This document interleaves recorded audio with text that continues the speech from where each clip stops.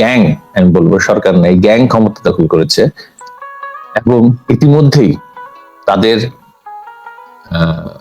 জিহাদি সংযোগ, জঙ্গি সংযোগ বিশ্বব্যাপী কিন্তু প্রকাশিত হয়ে গিয়েছে। এই ক্ষমতার চেয়ার দখল করে নেওয়া খুনি ইউনূস এবং দুর্ভাগ্যবশত বিএনপি, যারা অন্তত ফেস অফ ইট, মানে অন্তত তারা বাহ্যিকভাবে স্বাভাবিক রাজনীতি করে বলে দাবি করে, এবং তাদের পাশাপাশি আছে মুক্তিযুদ্ধ বিরোধী, বাংলাদেশ বিরোধী শক্তিসমূহ, জামায়াতে ইসলামী থেকে শুরু করে অনেকেই, এবং একটা জঙ্গি গোষ্ঠী আছে, দেশদ্রোহী জঙ্গি গোষ্ঠী।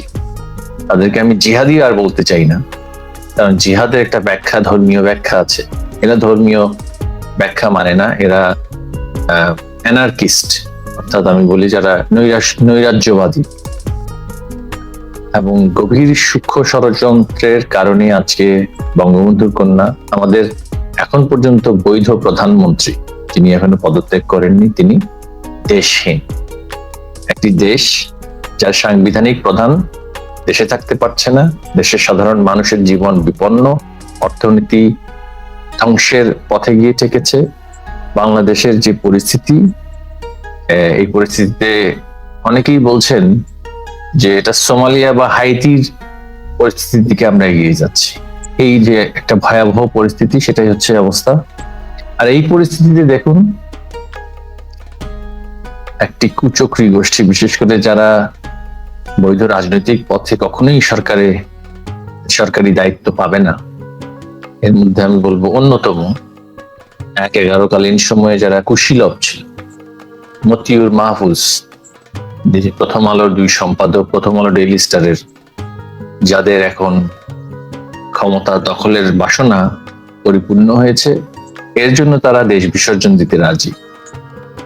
প্রথম আলো ডেইলি স্টার সহ মিলে কিছু গণমাধ্যম, যারা পূর্বে আওয়ামী লীগ সরকারের সময়ে গণমাধ্যমের স্বাধীনতা নিয়ে আলোচনা করেছে, আজকে আমাদের বিরুদ্ধে এত অ্যালিগেশন, এত সংবাদ, এগুলোর সত্য মিথ্যা, এগুলোর বিষয়ে আমাদের বক্তব্যটা কি, সেটাও তারা প্রচার করে না, করতে দেয় না।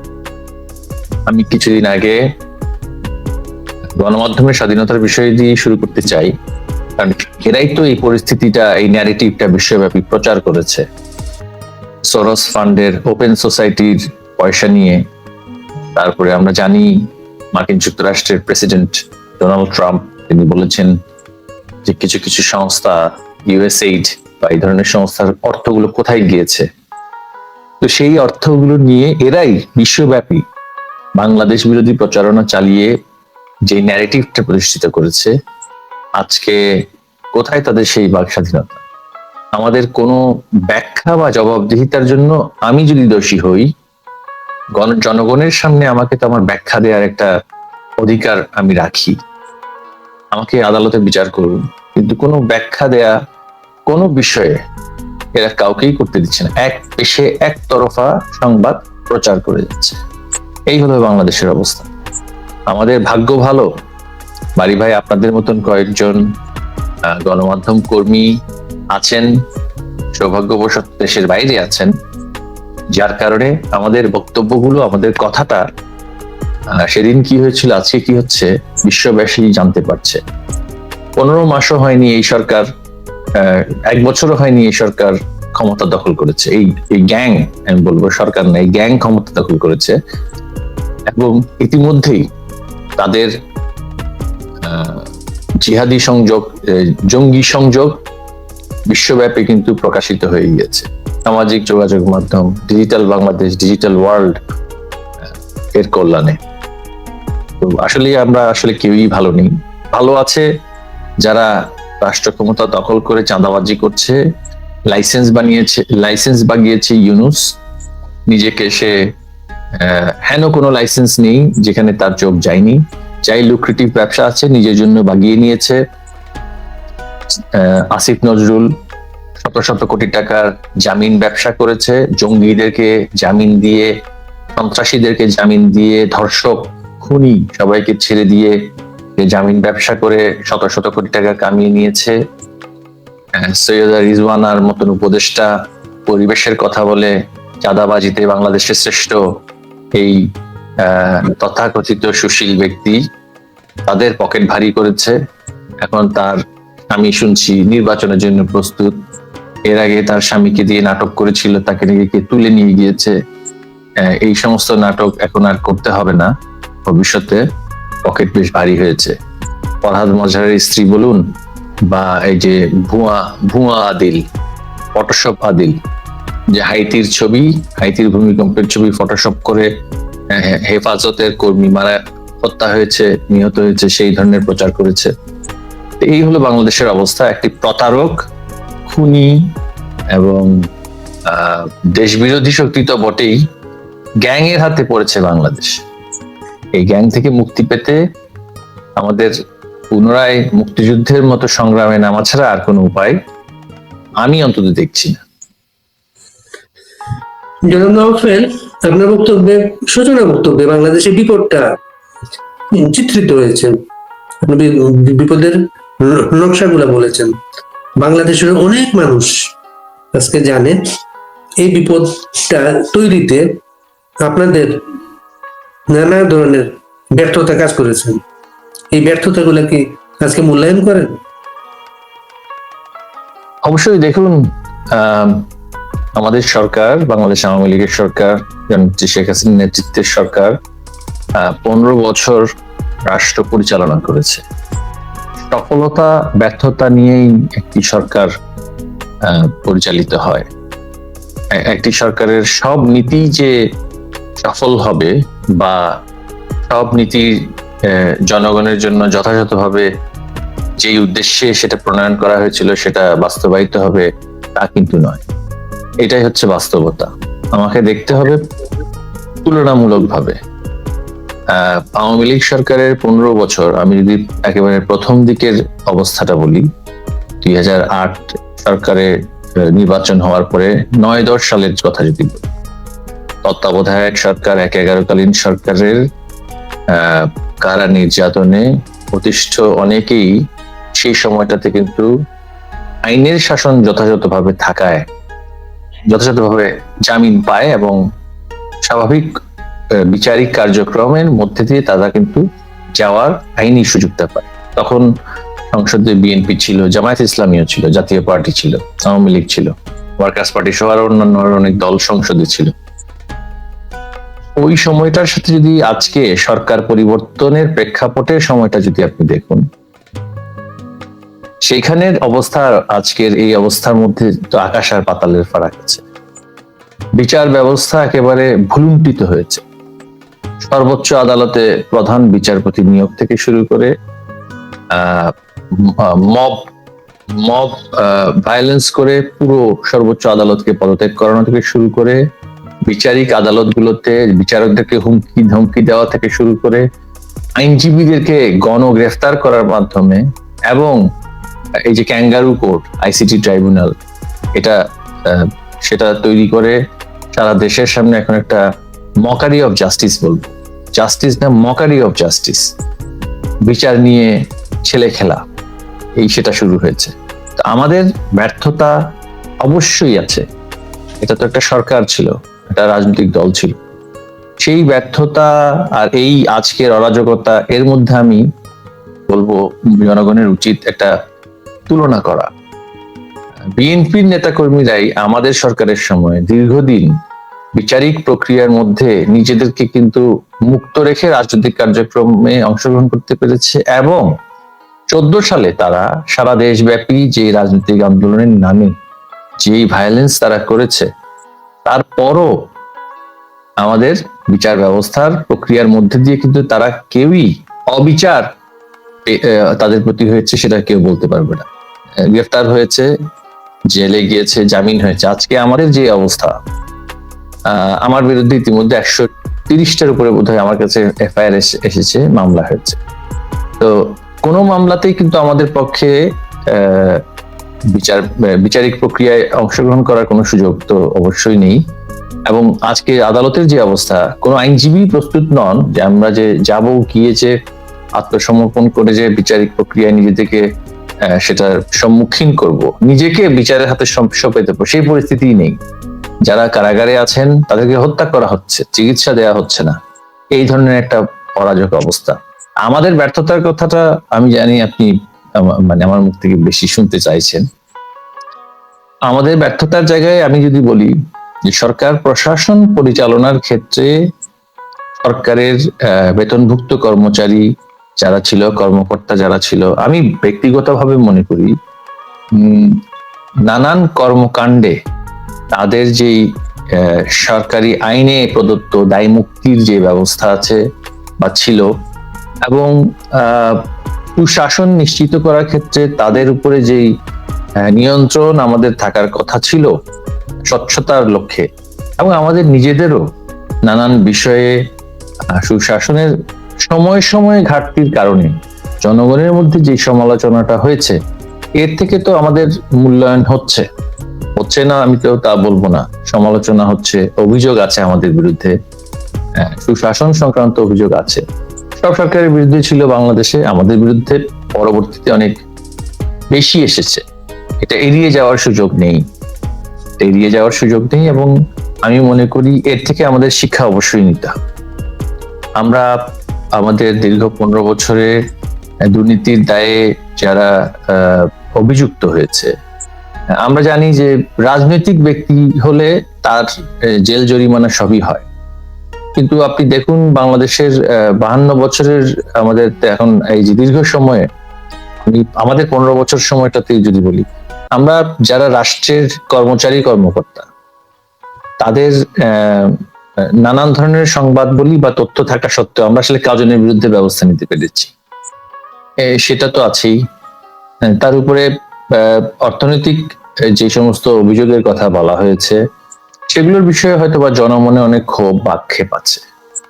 এরপরও বলবো, এত ক্ষোভ বা আক্ষেপ থাকার পরও দ্রব্যমূল্য নিয়ন্ত্রণ, মানুষের সামাজিক ক্ষমতায়ন, অর্থনৈতিক ক্ষমতায়ন, নারীর ক্ষমতায়ন, দারিদ্র্য বিমোচন, যোগাযোগ ব্যবস্থার উন্নতি, এই সব কিছু মিলিয়ে কিন্তু সেই অভিযোগের যে পাল্লা, আমাদের পক্ষে কিন্তু মানুষের সন্তুষ্টির পাল্লাটাই কিন্তু বেশিরভাগ সময়ে ভারী ছিল। তো মূল্যায়নের জায়গায় আমি আমাদের বঙ্গবন্ধু কন্যা জননেত্রী শেখ হাসিনার পরিচালিত সরকারকে বাংলাদেশের ইতিহাসে এর আগের যত সরকার ছিল সকল সরকারের চাইতে সবচেয়ে বেশি প্রশংসিত করার জায়গায় আমি রাখি। শুধু আমি বলছি না, যারা আজকে আমাদের সমালোচনায় লিপ্ত হয়েছে তারাই কিন্তু সময় সময়ে বলেছে, স্বীকার করেছে। বিশ্বব্যাংক বলি বা পশ্চিমা শক্তি বলি, তারাই কিন্তু বলেছে। আমাদের রাজনৈতিক কিছু আমি বলবো ব্যর্থতারা বলে বলবো, সমালোচনার জায়গা ছিল, যেগুলোতে আমরা আরো ভালো করলে আজকের এই পরিস্থিতি হয়তো বা হতো না। সেটা আপনার প্রশ্নের প্রেক্ষিতে আমি উত্তর দিতে চাই। আপনাদের সরকারের শেষের দিকে আপনি ৩ জন মন্ত্রীকে বিশেষ দায়িত্ব দেওয়া হয়েছে, আন্দোলনের সাথে যারা ছিল ওদেরকে আলোচনার টেবিলে আনার জন্য, কথা বলার জন্য। আমরা জানি রাষ্ট্রীয় অতিথি ভবনে আপনারা প্রতিদিন কি বসে থাকতেন, তারা আসতো না। ওই পরিস্থিতিগুলো আমরা আপনার মুখে জানছি, এখন আমরা এগুলো জানি না। দেখুন, এই কোটা আন্দোলন যখন প্রাথমিক একটা পর্যায়ে ছিল, আমাদের কাছে সেখানে রিপোর্ট ছিল যে শিক্ষা প্রতিষ্ঠান সমূহে ছাত্রদের মধ্যে চাকরি কর্মসংস্থান একটা সবচেয়ে বড় চিন্তার বিষয় বা সবচেয়ে বড় অনিশ্চয়তার বিষয় ছিল, এবং সেখানে গোয়েন্দা প্রতিবেদনও ছিল যে এই সংক্রান্ত বিষয়ে যদি আন্দোলন সংগ্রাম দানা বেঁধে উঠে তাহলে পরিস্থিতি সবচেয়ে সামাল দেওয়া কঠিন হয়ে যায়, বিশেষ করে ঢাকা ভিত্তিক যে শিক্ষা প্রতিষ্ঠানগুলো আছে। কারণ আপনারা জানেন যে আমাদের দেশের প্রাইভেট বিশ্ববিদ্যালয় সমূহের প্রায় ৮০% ঢাকা, রাজধানী ঢাকাতে। এরা কোটা বা সরকারি চাকরিতে সাধারণত আবেদন করে না। প্রাইভেট বিশ্ববিদ্যালয়ের শিক্ষার্থীরা, তাদের মধ্যে কিছু সমস্যা, তাদের প্রতিষ্ঠানগতভাবে কিছু সমস্যা সেখানে ছিল। তাদের মধ্যে ইনকাম ট্যাক্স সংক্রান্ত বিষয়ে তাদের যে যারা মালিকরা ছিল তাদের মালিক বলবো না, ট্রাস্টি যারা ছিল তাদের কিছু অভিযোগ ছিল যে সেখানে কিছুটা একটা আমরা দেখছিলাম ষড়যন্ত্রমূলক কার্যকলাপ হচ্ছিল। সরকার যখন আয়কর সেখানে ইম্পোজ করা হলো, সেখানকার পরিচালক যারা ছিলেন তাদেরকে এনবিআর থেকে ক্লোজ করে ফ্রিজ করে সেই বিশ্ববিদ্যালয়গুলো থেকে অর্থ আদায় করার প্রক্রিয়া শুরু হয়। আর পাবলিক বিশ্ববিদ্যালয়গুলোতে কোটা বিরোধী একটি আন্দোলন সর্বসাধারণ শিক্ষার্থীদের মধ্যে সেটা সেখানে দানা বাঁধতে থাকে। এবং এটা দেশের যে সমস্ত সরকারি কলেজ বেসরকারি কলেজ সেগুলোতেও ছিল। দেশে একটা সংস্কৃতি আছে, আমরা জানি যে আমি মাস্টার্স পাশ করলেও কিন্তু সরকারের একটা ছোট চাকরির আশায় আমাদের অনেক সন্তান সেই আশায় কিন্তু বছরের বছর পার করে দেয় এবং চেষ্টা করে কাজের জন্য, সরকারের অংশ হতে চায়, নিরাপত্তার জন্য, কর্মসংস্থানের নিরাপত্তা, যে আজীবন তার কর্মটা সুনিশ্চিত থাকবে। আর সুযোগ সুবিধা তো আছেই, নৈতিক বলি বা অনৈতিক বলি, সেটা একটা মানুষের মধ্যে একটা আশা সেটা দেয় সব সময়। এখন যে বিষয়টি হলো, এইটা যখন শুরু হয় তখন কিন্তু আমরা চেষ্টা করেছি সরকারের পর্যায় থেকে যে শুরুতেই এটা রিজলভ করার জন্য। কিছু বিষয় প্রকাশ্যে এসেছে, কিছু বিষয় লোকান্তরে সেটা মানে গোপনে রয়ে গিয়েছে, এখনো প্রকাশিত হয়নি। আমি সেই যেহেতু আমি সংবিধান অনুসারে রাষ্ট্রীয় দায়িত্ব থাকাকালীন অবস্থায় গোপনীয়তার শপথ আমি নিয়েছি, অনেক কথা এখানে আসলে বলা আমার পক্ষে সমীচীন হবে না, আইনত সমীচীন হবে। যদি আমার রাষ্ট্র এবং সংবিধানের প্রতি আমার সেই আস্থা এবং বিশ্বাস থাকে, তো আমি সেই দিকগুলোতে যাব না। তবে একটি বিষয় পরিষ্কার ছিল যে একটি গোষ্ঠী এখানে ব্যাপক পরিমাণ অর্থায়ন করছে। এখন আমি বলবো সেগুলো নিয়ন্ত্রণ করার ক্ষেত্রে আমাদের সংস্থাগুলো, আমাদের আইন শৃঙ্খলা রক্ষাকারী বাহিনী থেকে শুরু করে গোয়েন্দা সংস্থার নেতৃত্বে যারা ছিলেন, তাদের ব্যর্থতা বা সফলতা নিয়ে আমাদের অনেক আলোচনা হতে পারে, অথবা তাদের নেতৃত্বের এই কার্যক্রমে অংশগ্রহণ করা নিয়েও, ষড়যন্ত্রে অংশগ্রহণ করা নিয়েও কিন্তু আলোচনা হতে পারে অনেক পর্যায়ে। আমি বলবো এবং অনেক উচ্চ পদস্থ ব্যক্তির বিষয়ে কিন্তু আমি সন্দেহ পোষণ করেছিলাম প্রথম থেকেই, আমি সে আলোচনাতে যাচ্ছি না।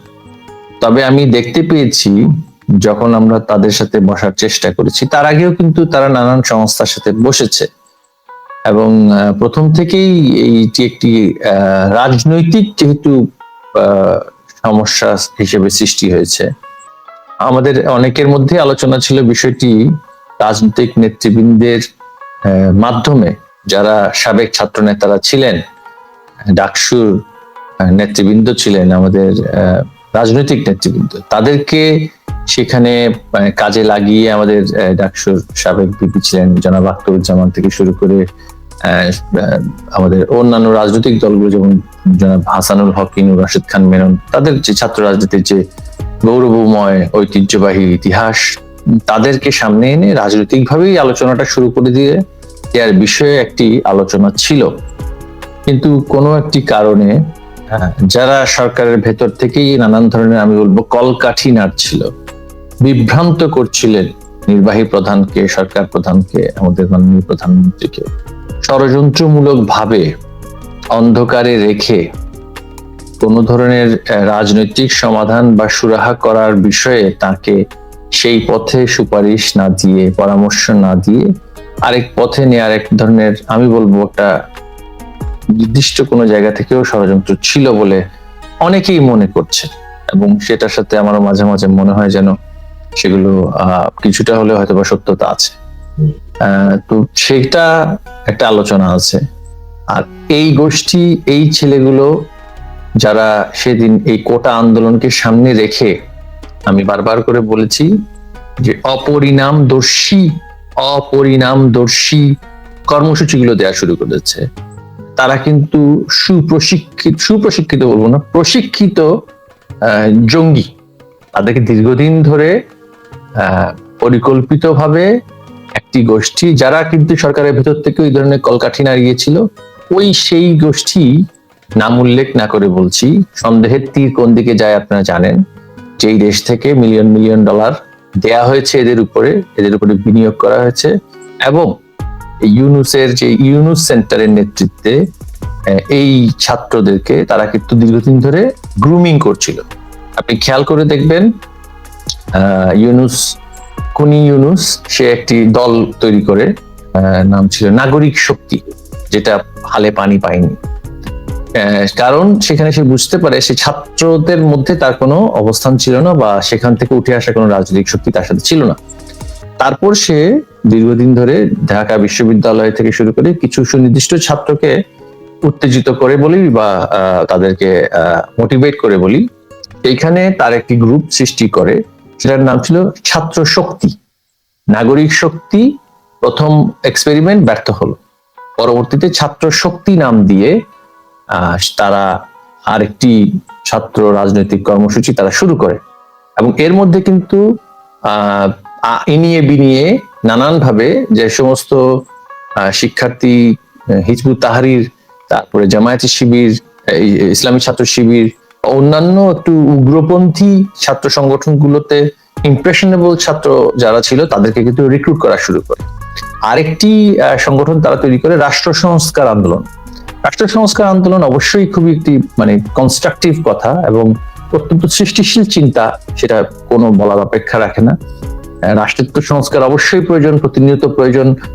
দুর্নীতির প্রশ্নে, সামাজিক অধিকারের প্রশ্নে অবশ্যই সেটার প্রয়োজন আছে, কিন্তু সেটাকে ধীরে ধীরে কিভাবে শেখ হাসিনার সরকার বিরোধী আন্দোলনে পরিণত করা যায় সেটাই ছিল তাদের লক্ষ্য। তো এই ব্যক্তিবর্গকে তারা তুলে নিয়ে এসে যখন এই আন্দোলনে প্রথম থেকেই শুরু করে এবং সামনের দিকে নিয়ে আসে, আমরা আমাদের সাথে বসার যে আনুষ্ঠানিক যেটা ঘোষণা ছিল তার বাইরেও কিন্তু অনানুষ্ঠানিকভাবে তাদের সাথে কিন্তু সরকারি সংস্থাগুলো প্রতিনিয়ত আলোচনা করে যাচ্ছিল, এবং সেখানে আমার মনে হয় কিছুটা ষড়যন্ত্রমূলক ভাবেই বলি বা যেভাবে বলি না কেন, সেখানে কোনো একটা বিভ্রান্তির সৃষ্টি কিন্তু হয়েছিল, এবং যার দরুন এরা তো রাষ্ট্রের চাইতে আরো বেশি শক্তিশালী নয় বা ক্ষমতাশালী নয়, এরা আরো বেশি পার পেয়েছে। এবং এটা এমন কোনো দাবি ছিল না যেটা একেবারে অঙ্কুরেই বিনষ্ট করা যেত না, এটা একেবারে স্বাভাবিক একটা সিদ্ধান্ত হতে পারত, কিন্তু নানান জায়গা থেকে নানান ভাবে এমন ভাবে চালানো হয়, এরাই কিন্তু ক্ষমতায়ন তাদেরই কিন্তু হয়। এবং আমরা যখন তাদের সাথে প্রথম বসাতেই কিন্তু আমি আমাদের মাননীয় প্রধানমন্ত্রীকে আমি সেখানে তাকে আমার যে ওপিনিয়ন অ্যাসেসমেন্ট সেটা আমি তাকে দিয়েছিলাম। আমার সাথে বাকি দুজন মন্ত্রী যারা ছিলেন তাদের অ্যাসেসমেন্ট ভিন্ন হতে পারে, তবে আমার অ্যাসেসমেন্টটা ছিল এরা প্রশিক্ষিত জঙ্গি গোষ্ঠীর সদস্য, এবং সেটা আমি এইভাবে করে বলেছিলাম যে অলি আর্টিজানের জঙ্গিরা এসেছে নর্থ সাউথ থেকে, আর এই জঙ্গিরা ঢাকা বিশ্ববিদ্যালয় থেকে, কিন্তু দুটোরই কিন্তু মানে গ্রুমিংটা একই ধরনের, কারণ কোনো বিষয়েই তাদের কোনো ধরনের বোঝানো সম্ভব ছিল না, এবং তারা একেবারে প্রিমেডিটেটেড ভাবে প্রস্তুত নিয়ে এসেছিল এটাকে একটা মিডিয়া স্টান্ট হিসেবে দেখা। তারা শুরু থেকে কিন্তু সরকার বিরোধী আন্দোলনেই করছিল, এবং সেটা এত দ্রুত তারা এগিয়ে যাবে সেটা তারা বুঝতে পেরেছে। তাদের কিন্তু পরিকল্পনার কিন্তু এটা কিন্তু অংশই ছিল, এবং তাদের পরিকল্পনাটা যে বাস্তবায়ন হচ্ছে, নানান সংস্থা বলি বা প্রতিষ্ঠান বলি তাদের ষড়যন্ত্র ধীরে ধীরে বাস্তবায়নের পথে যাচ্ছে, এটা দেখেই কিন্তু তারা একেবারে সবকিছু অনড় ছিল, কারণ তারা কোনো না কোনো জায়গা থেকে তো সেই বার্তাটা পাচ্ছিল যে এগিয়ে যাও, অ্যাকচুয়ালি নড়া যাবে না, কারণ সেদিকে পরিস্থিতি যাচ্ছিল। হ্যাঁ, এবং আপনি দেখবেন আমি একটা নিরাপত্তা আলোচনায় আমি আমাদের মাননীয় স্বরাষ্ট্রমন্ত্রী তখন তার দৃষ্টি আকর্ষণ করেছিলাম, এখানে বলেছিলাম যে বিটিআরসির যদি সিম কার্ডের ডাটা দেখা যায় যে জুলাইয়ের অ্যাবাউট 17 তারিখ থেকে ঢাকা শহরে বিপুল পরিমাণ অতিরিক্ত সিম ঢাকা শহরে ঢুকেছে, প্রায় 6 লক্ষ সিম নতুন ঢাকা শহরে ঢুকেছে। তো 6 লক্ষ মানুষ কিন্তু তারা ঢাকা শহরে ঢুকিয়েছে। এই যে বলছে তারা মেটিকুলাস ডিজাইন, এটা অবশ্যই মেটিকুলাস ডিজাইন ছিল, এবং একেবারে আমি বলবো তাদের পরিকল্পনা, আমাদের সবচেয়ে বড় ব্যর্থতা ছিল এই যে সূক্ষ্ম পরিকল্পনা, গভীর ষড়যন্ত্র, সেটা আমরা পরাস্ত করতে পারিনি। এটা আমি বলবো আমাদের সবচেয়ে বড় ব্যর্থতা। সেই ধরনের প্রস্তুতি আমাদের ছিল না, এত বড় ষড়যন্ত্রের প্রস্তুতি, প্রতিহত করার প্রস্তুতি আসলে আমাদের সে অর্থে ছিল না। 6.5 লক্ষের উপরে, 7 লক্ষের উপরে সিম ঢাকা শহরে ঢোকানো হয়েছে। এরা কারা? ওই সময়টা থেকে ঢুকেছে তারা। একই বছরের যদি ওই সময়টা আমরা গত বছর দেখি তাহলে কিন্তু এগুলো অ্যাবসেন্ট ছিল। এর অর্ধেকও যদি থাকে কম্বেটেন্ট, অর্থাৎ যারা রাজপথে বা গোপনে সরকারের বিরুদ্ধে সরাসরি যুদ্ধে লিপ্ত হবে, অর্ধেক যদি থাকে কম্বেটেন্ট, তাহলে তো এটা সরকারের জন্য ব্যাপক সার্বভৌমত্ব এবং নিরাপত্তার জন্য হুমকির সম্মুখীন। এগুলো তো রুটিন মনিটরিং করা হতো না। নিরাপত্তা সংস্থার উচিত ছিল যে এগুলো রুটিনলি মনিটরিং করা। তার উপরে আছে যে আমাদের ঢাকা শহরের দুটো প্রবেশ মুখ, যাত্রাবাড়ি এবং উত্তরা, উত্তর এবং দক্ষিণ। সেখানে গার্মেন্টস শিল্পের প্রাধান্য অনেক আছে, আপনারা জানেন, নারায়ণগঞ্জ এবং গাজীপুরে গার্মেন্টস এর। সেখানে আমি আরেকটি সিকিউরিটি মিটিং এ বলেছিলাম যে এই দুটো জায়গা হচ্ছিল, এটা মানে সরকারের থাকতে আমি বলেছিলাম যে ঢাকা শহরে যদি সবচেয়ে বেশি থ্রেট আসে, থ্রেট অ্যাসেসমেন্টের জন্য এই দুটো জায়গা হবে হটস্পট। কেন বলেছি? এই দুটো জায়গায়, এটা লিখিত ছিল স্বরাষ্ট্র মন্ত্রণালয়ের মিটিং এ, আমি আমাদের তৎকালীন সময় আমাদের শিক্ষামন্ত্রী ছিলেন ডক্টর দীপমণি, আমি উপমন্ত্রী থাকা অবস্থায় স্বরাষ্ট্রমন্ত্রীকে আমি এটা বলেছি, পুলিশের বড় বড় কর্মকর্তারা সেখানে ছিলেন, যে এই দুটো জায়গায় সবচেয়ে বেশি গার্মেন্টস ইন্ডাস্ট্রি আছে। সেখানে আমাদের মায়েরা যারা কর্মী, সেখানে তাদের সন্তানদের কোনো সেই অর্থে ডে কেয়ার ফ্যাসিলিটি বা লং ডে স্কুলিং সেই অর্থে নেই, এবং সেই কাজগুলো করে সেখানে যে কওমি মাদ্রাসাগুলো আছে, লিল্লা বোর্ডিং বলা হয়, লিল্লা বোর্ডিং, ফিসাবি লিল্লা, অর্থাৎ যাদের দান খয়রাতের ভিত্তিতে যে সমস্ত বোর্ডিং গুলো চলে, সেখানে তাদের সন্তানদেরকে দেখাশোনা করা হয়, রাখা হয়, খাওয়ানো হয়, তাদেরকে কোরআন শিক্ষাও দেওয়া হয় বা ধর্মীয় শিক্ষা দেওয়া হয়। তো সেই প্রতিষ্ঠানগুলোতে কি হচ্ছে, তাদের দায়িত্ব যতক্ষণ রাষ্ট্র নিতে পারবে না, ততক্ষণ পর্যন্ত তাদেরকে কিভাবে পরিচালিত করা হবে এর উপরে কোনো নিয়ন্ত্রণ আমাদের থাকবে না। এবং সেটাই হয়েছে। কোমলমতি অনেক শিক্ষার্থীকে সেখানে ভুল বুঝিয়ে হোক, বা সেখানে কিন্তু লক্ষ লক্ষ শিক্ষার্থী আছে। আমাদের রাফ এস্টিমেটে ছিল ভাই 15 থেকে 20 লক্ষ শিক্ষার্থী সারা বাংলাদেশের কওমি মাদ্রাসাগুলোতে পড়ছে। আমি আলিয়া মাদ্রাসার কথা বলছি না, কওমি মাদ্রাসাগুলো পড়ছে। সেখানে আসলে কি পড়ানো হচ্ছে, কি করা হচ্ছে, শিক্ষা মন্ত্রণালয়ের কোনো মনিটরিং ছিল না। এবং আমি বারবার যারা মানে সমরবিদ, বিশেষজ্ঞ সামরিক, তাদেরকে আমি বলেছি যে 15 লক্ষের মধ্যে যদি 3 লক্ষ যদি ওয়েপনাইজ করা হয়, সেটা যে একটা জাতীয় নিরাপত্তার জন্য যে ব্যাপক হুমকির সম্মুখীন, এই উপলব্ধিটা কি আমাদের আছে কিনা। এবং সেগুলো নিয়ে আসলে এগুলোকে বলা হয় পলিসি মেকিং এর ক্ষেত্রে সিনারিও প্ল্যানিং। আমি সিঙ্গাপুরে একটা সিভিল সার্ভিস একাডেমিতে একটা কোর্সে গিয়েছিলাম, তারা আমাকে একটা লিডারশিপ প্রোগ্রামে নিয়ে গিয়েছিল। তো সেখানে আমরা দেখেছি যে নানান ধরনের ফিউচার থ্রেট অ্যাসেস করার জন্য সিনারিও প্ল্যানিং করা হয়। এটা ইকোনমিক থ্রেট হতে পারে, সামাজিক থ্রেট হতে পারে, সিকিউরিটি থ্রেট হতে পারে, পলিসি কার্যকর হচ্ছে না, সেখানে অর্থনৈতিক কোলাপসের থ্রেট হতে পারে। আসলে আমাদের রাষ্ট্র পরিচালনার ক্ষেত্রে এই ধরনের সিনারিও প্ল্যানিং এর অভাব তো অবশ্যই ছিল। আমাদের বেশিরভাগই ছিল প্রতিক্রিয়ার মাধ্যমে নীতি প্রণয়ন করা। তো সিকিউরিটি এস্টাবলিশমেন্টের পক্ষ থেকে এই যে দুটো প্রবেশ মুখে এতগুলো কওমি মাদ্রাসাগুলো আছে, সেগুলোতে আসলে সরকারের সুপারভিশনটা, নিরাপত্তা সুপারভিশনটা আসলে সেই অর্থে আমাদের ছিল না। এবং এগুলোকে সবগুলোকে তারা কাজে লাগিয়েছে, তারা ঢাকার বাইরে থেকে কম্বেটেন্ট এনেছে। এবং আমি যখন ঢাকা মেডিকেল কলেজে দেখতে গিয়েছি আহতদেরকে, সেখানে তৎকালীন পরিচালক মহোদয় আমাকে বলছিলেন যে যাতে করে একটু আহত যারা ছিল তাদের থেকে একটু ডিস্টেন্সে থাকি। আমি তো তখন বুঝতে পারিনি তারা সিভিয়ারলি ইনজুর্ড। তো তখন তিনি আমাকে বললেন যে দেখুন, এরা বেশিরভাগই হচ্ছে কম্বেটেন্ট, অর্থাৎ যুদ্ধ করতে এসেছে। এবং আমি যখন তাদের সাথে কথা বলছিলাম যে ভাই তুমি তোমার বাড়ি কোথায়, বাড়ি অনেক দূরে, চাপাই হতে পারে বা পঞ্চগড় বা ময়মনসিংহে, তো তুমি ঢাকা শহরে শুক্রবার দিন কেন এসেছো? অনেকে বলছে ওয়াজ শুনতে এসেছি, অনেকে বলছে একটা কাজ ছিল, কাজ কি সেটা বলছে না, এবং অনেকে দেখছিলাম যে পেশা ছিল মোটর মেকানিক। তো আমাকে একজন সেখানে বললেন যে দেশীয় অস্ত্র প্রস্তুত করার জন্য যে সমস্ত ওয়ার্কশপ গুলো, সেগুলো মোটর মেকানিকরা ভালোই সেই লেদ মেশিন গুলো চালাতে পারে, দেশীয় অস্ত্রগুলো সেটা সেখানে তৈরি করতে পারে। তো এত বেশি সংখ্যক মোটর মেকানিক ঢাকা শহরে আসলো কেন? তাদেরকে নিশ্চয়ই ভাড়া করে আনা হয়েছে, তারা নিশ্চয়ই অস্ত্র তৈরি করার সেই প্রশিক্ষণ ছিল বা অস্ত্র নিয়ে এসেছে। এত কম্বাটেন্ট ঢাকা শহরে চলে এসছে, আমার তো সিকিউরিটি এস্টাবলিশমেন্ট সেটা মনিটর করলে বুঝে যাবে যে এই সময়টাতে কেন এত লোক বেশি আসছে, নিশ্চয়ই কোনো উদ্দেশ্য আছে। আসলে সেগুলো আমাদের মানে আমি মনে করি ব্যর্থতা তো ছিলই। এই যে মেটিকুলাস ডিজাইন যেটা ইউনুস বলছে, সেটা আসলে সে করতে পেরেছে কারণ তার কাছে ছিল মিলিয়ন মিলিয়ন ডলার। তার যে ইউনুস সেন্টারের যে লামিয়া মোর্শেদ নামক যে ব্যক্তি সেখানে বসে আছে, তার মাধ্যমে এবং তার যে অন্যান্য সাঙ্গপাঙ্গরা আছে, তার সকল ধরনের প্রতারণা করার জন্য এবং জাতিকে বিভ্রান্ত করার জন্য তার একটা মেধাবী টিম আছে। দেখুন, একটা কথা আছে, বিদ্বান দুর্জন হইলেও পরিত্যাজ্য।